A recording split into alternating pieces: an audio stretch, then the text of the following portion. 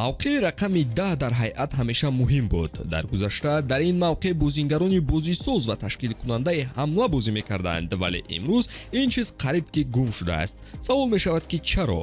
Обуна шавед ва фаҳмед ки барои чӣ мавқеъе ки дар гузашта хело муҳим буд, имрӯз касе аз он истифода намебарад.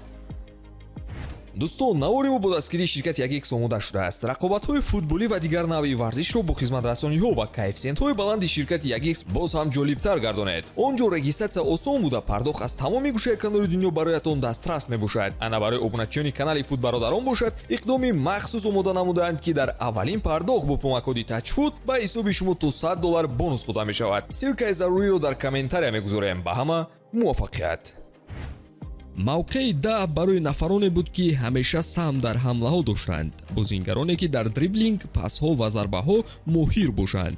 онҳо бояд дар ҳама ҳолат дарди сари рақибон мешуданд. ба ҷузи ин гуфтаҳо, он бозингарон бояд дарки баланди футболӣ медоштанд. дар асри гузашта ин гуна бозингарон нақши калон дар даста мегирифтанду ҳайат гирди онҳо сохта мешуд. яъне аробаи дастаро онҳо бояд мекашиданд. 10 солаҳо мо шоҳиди бозии ситораҳо дар ин мавқеъ шудем. Зинедин Зидан, Кака, Шнайдер, Рикелме, Беркам ва дигарон. қоида ҳамин буд ки ин бозингарон вобаста ба мавқеи худ рақами 10 дар пироҳан доштанд. онро Эргонш дар Аргентина мегуфтанд ки Хук ҳам ном дошт.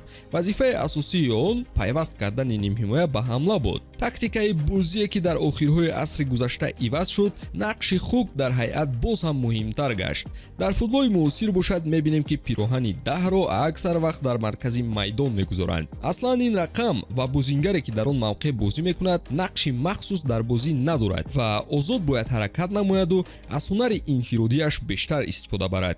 барои ҳаминам сармураббиҳо ба онҳо камтар вазифа медиҳанд. агар аз тарафе онҳо нимҳимоя ва ҳамларо пайваст кунанд, аз тарафи дигар бояд фишор ба ҳамлаи рақиб диҳанд. пасҳои дақиқ дода ҳолатҳо бояд созмон диҳанд. ҳамзамон дар мавҷҳои дуюми ҳамла бояд ки маҳорати голзаниашонро истифода баранд.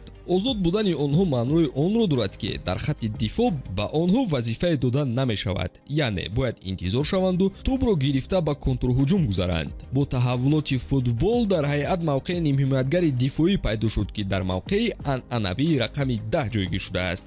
ин ба норасоии ҳуҷумҳо ба дастаҳо дар футболи муосир оварда расонид. таҳаввулоти тактикии футбол қисми асосии кор шуд ки қариб ҳама дастаҳо бо тактикаи 4-3-3 бозӣ мекунанду мавқеи 10 канори ҳамлагарон дида намешавад. ба ҷои он нимҳимоятгаронро ҳамчун плеймейкерони ақибгоҳ истифода мебаранд. ҳамин хел рақами 10 ва мавқеи одатии он аз байн рафта истодаасту нимҳимоятгарон ба ҳамлаҳо пайваст мешаванд. акнун бояд вазифаи плеймейкерӣ ба ҳама нимҳимоятгарон вогузор шавад ки ин хато аст. вақте ки нимҳимоятгар ба ҳамла ҳамроҳ мешавад, дар ҳолати бозгашт нимаи майдон холӣ мемонад ки ба қабули гол оварда мерасонад. баъзе бозингарон ба ин одат кардаанд, вале баъзеи дигар таланти худро бо ин навъоварӣ аз даст додаанд. Давид Силва ва Де Брюйне масалан аз мавқеи 10 ба нимҳимоятгар гузаштанд ки дилхоҳ кору карда метавонанд.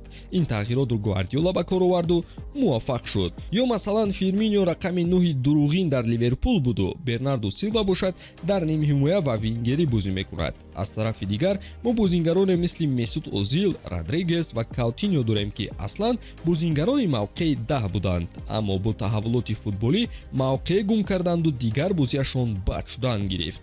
Родригес дар ҷоми ҷаҳони 2014 ҳамаро ҳайрон карда буд, вале дар Реал ин мавқеъро Зидан кам истифода мебурд. ба фикри шумо боз кадом бозингарон ҳунари худро бо ин ивазшавиҳо аз даст додааст? ҳатман дар комментария қайд кунед ва навори ҷадидро мунтазир бошед.